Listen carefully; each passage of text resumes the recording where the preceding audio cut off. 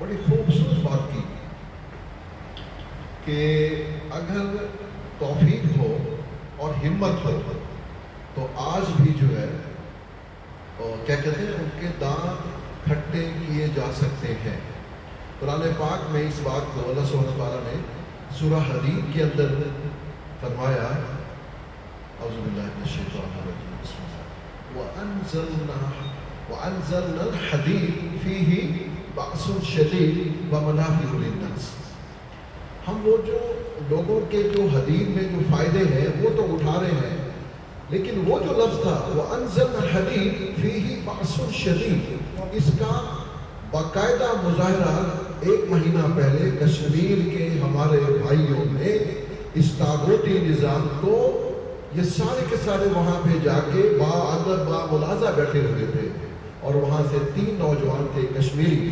جنہوں نے 38 اپنے مطالبات رکھے، اور اس کے اوپر پھر انہوں نے اور مطالبات بھی رکھے۔ صرف کیا انہوں نے یہ کہ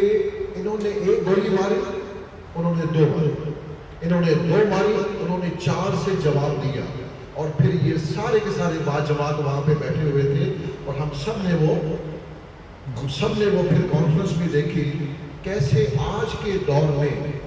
ایک اسٹیبلشڈ آرمی، جس کے لیے علامہ اقبال فرماتے ہیں اگرچہ بت ہے جماعت کی